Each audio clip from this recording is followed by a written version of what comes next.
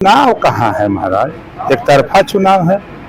आप अच्छा सपा बसपा कोटवा के देते हैं, झूठा चिल्ला था वहां से। समाजवादी अगर हम बोलेंगे तो विरोध लगेगा, लेकिन जाने दीजिए, चुनाव है, चुनाव के बाद बताएंगे। भारतीय जनता पार्टी 400 पार का नारा इसलिए लगा रही है क्योंकि संविधान कि आज चुनावी जनसभा में माननीय केशव प्रसाद मौर्य जी डिप्टी सीएम उत्तर प्रदेश आज अपील करने के लिए जनता के बीच में मधुबन घोसी लोकसभा आ जाए थे। कल योगी जी कितना असर पड़ेगा चुनाव? चुनाव कहाँ है महाराज, एक तरफा चुनाव है। आप अच्छा सपा बसपा कोटवा के देते हैं, झूठा चिल्ला था वहां से। समाजवादी पार्टी कह रही है कि इतनी बेरोजगारी कर दिया है भाजपा सरकार ने कि लोग युवाओं की शादी नहीं हो रही है, कोई चढ़ नहीं रहा है। 4 बार सरकार रही है उनकी, अब हम बोलेंगे तो विरोध लगेगा। अगर वो शादी की बात किए हैं अगर हम बोलेंगे तो विरोध लगेगा, लेकिन जाने दीजिए, चुनाव है, चुनाव के बाद बताएंगे। भारतीय जनता पार्टी 400 पार का नारा इसलिए लगा रही है क्योंकि संविधान बदलना है, क्या कहेंगे? देखिए, पूरा देश मोदी जी पर विश्वास कर रहा है। मोदी जी हर सभा में इस बात को कहते हैं, मैं संविधान की शपथ लिया हूँ, संविधान पर आंच नहीं आने दूंगा। तो हम लोगों को मोदी जी, योगी जी, अमित शाह जी पर विश्वास और भरोसा है। अब विरोध शिक्षा की बात क्यों नहीं करता, रोजगार की बात क्यों नहीं करता, नौकरी की बात क्यों नहीं करता, आपके ये फोटोग्राफर दुर्घटना बीमा की बात क्यों नहीं करता, पत्रकार आयोग की बात क्यों नहीं करते? ही सब ये बेमतलब का पे चिल्लाते हैं सर। अफजल अंसारी ने आपकी बड़ाई की है, कहा कि अच्छे नेता है। समाजवादी पूरा देश समय बड़ाई कर रहा था।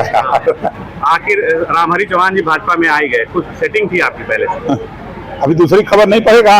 दूसरा नहीं पता। अरे महाराज, बलिया के बड़े नेता माननीय नारद राय जी, राम इकबाल सिंह, पार्टी ज्वाइन कर ली है। अरे माहौल तो पहले से बना हुआ है, बदल नहीं रहा है, डेवलप हो रहा है।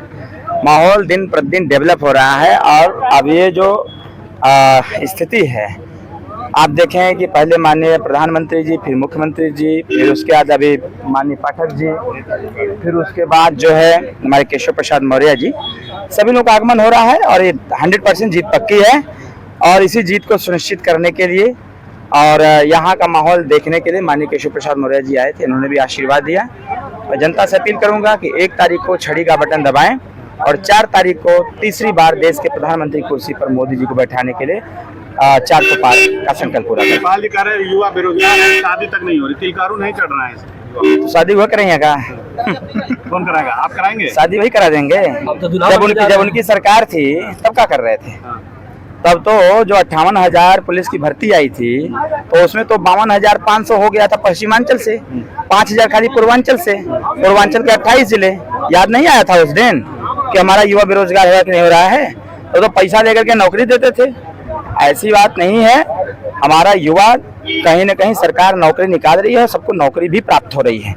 समाजवादी पार्टी के कुछ मनबर टाइप के लोग हैं जो पहले से समाजवादी सरकार में काम करते थे, ऐसे लोगों के बदमाशी की वजह से पेपर कैंसिल भी हो रहे हैं। आने वाले समयों में अच्छा काम किया जाएगा और इस देश में तीसरी बार प्रधानमंत्री बना करके मोदी जी को, उत्तर प्रदेश को और मजबूत करने का काम किया। वोटर बड़ी समस्या है, बहुत सारे वोटर होते हैं जो कहीं से भी वोट आते हैं, बाहर जाते हैं। प्रशासन इसका ध्यान रखेगी, प्रशासन अलर्ट है, बाहर की जो प्रशासन आई है वो भी अलर्ट है और ऐसे लोगों का चिन्हांकन करेगी, क्रॉस वेरिफिकेशन करके मतदान कराएगी। प्रभाव बहुत ज्यादा पड़ रहा है। जनता जो अपना रहता है वही ना आता है। अब अखिलेश यादव की तरह थोड़ी आता है।